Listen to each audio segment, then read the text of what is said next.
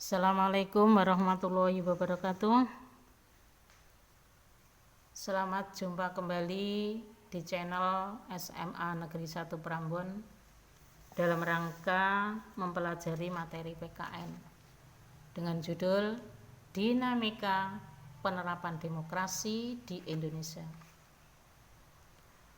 Sebelum kita mempelajari materi lebih detail, marilah anak-anak sejenak menundukkan kepala seraya memohon kepada Tuhan agar dalam mempelajari materi ini mendapatkan ilmu yang barokah. Amin. Oke, anak-anakku yang aku sayangi, marilah kita membahas materi baru ini dengan judul Dinamika Penerapan Demokrasi di Indonesia. Perlu diketahui anak-anak bahwa sebenarnya Indonesia itu adalah negara demokrasi. Terbukti sejak Indonesia merdeka pada tahun 1945 itu sudah menggunakan demokrasi atau menggunakan sistem demokrasi.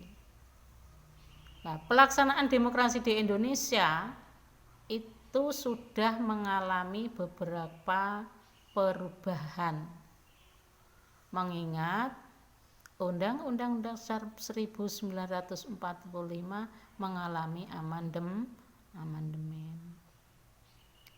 Berikut adalah demokrasi yang pernah dianut di Indonesia. Yang pertama, pada periode 1945 sampai dengan 1959.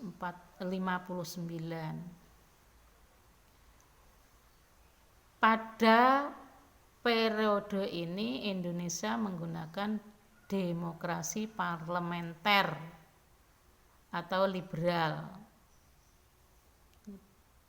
Demokrasi parlementer atau liberal ini adalah demokrasi di mana kekuasaan tertinggi berada di tangan parlemen. Untuk mengetahui lebih jelas demokrasi parlementer, ini ada beberapa ciri. Di antaranya adalah ciri pertama atau A, kedudukan DPR lebih kuat atau lebih tinggi dari pemerintah. Ciri yang kedua, kekuasaan eksekutif dijalankan oleh kabinet. Ciri yang ketiga, program kebijakan kabinet disesuaikan dengan tujuan politik anggota parlemen.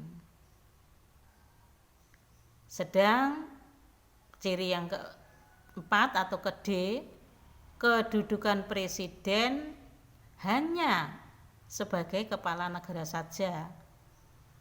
Sedangkan kepala pemerintahan itu dipegang oleh Perdana Menteri. Untuk ciri yang E,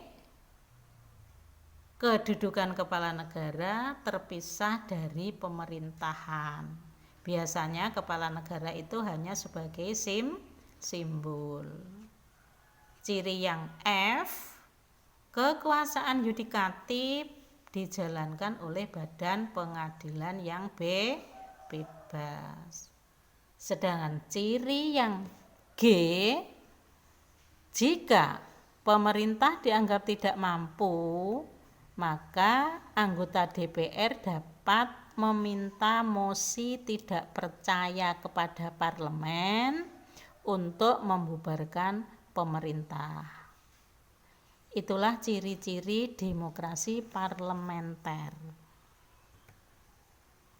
Terus periode kedua yaitu periode tahun 1959 sampai dengan 1965. Pada periode ini Indonesia menggunakan demokrasi terpimpin. Kita perlu tahu apa sih yang dimaksud dengan demokrasi terpimpin? Adalah sebuah sistem demokrasi di mana seluruh keputusan serta pemikiran itu berpusat pada pemimpin negara. Itulah demokrasi terpimpin. Di dalam demokrasi terpimpin itu ada beberapa pelanggaran. Di antaranya pelanggaran pertama yaitu A, MPRS diangkat oleh presiden. Yang seharusnya ini adalah melalui pemilu.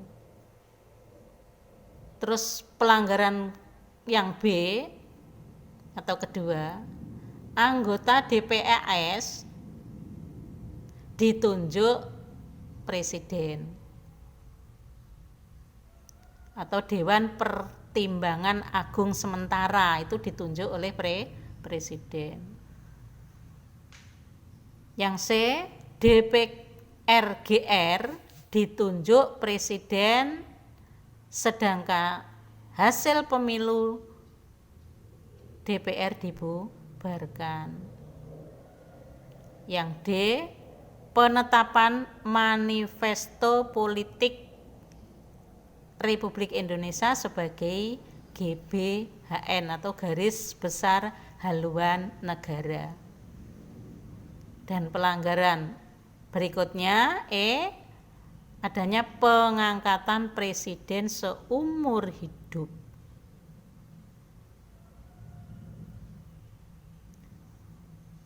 Periode ketiga yaitu pada tahun 1965 sampai dengan 1998.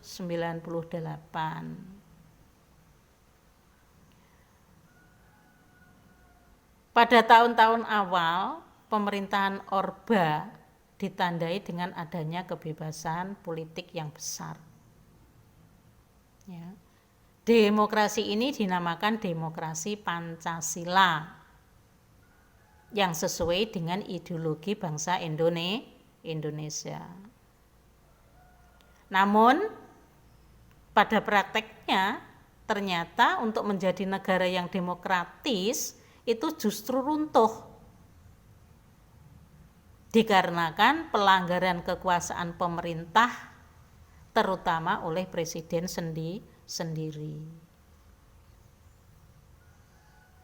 Nah, penyalahgunaan kekuasaan pemerintah itu diantaranya adalah A, hak politik rakyat dibatasi. B, pemusatan kekuasaan di tangan presiden. C, pemilihan umum yang tidak demokratis. D, adanya KKN yang merajalela. Jadi adanya KKN itu benar-benar cukup tinggi pada waktu itu. Dan E, adanya diskriminasi terhadap etnis tertentu. Itulah penyalahgunaan pemerintah pada masa periode ketiga, yaitu periode 1965 sampai dengan 1998. Terus berikutnya periode ketiga yaitu pasca Orde Baru atau reformasi, pasca reformasi. Pada masa ini demokrasi yang diterapkan adalah demokrasi Pancasila.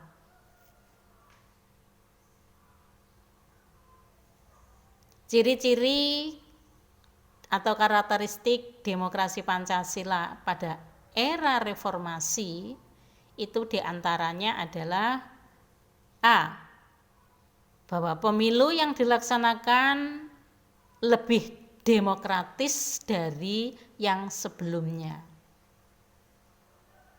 B, rotasi kekuasaan itu dilakukan dan dimulai dari pemerintah pusat sampai pada pemerintah daerah.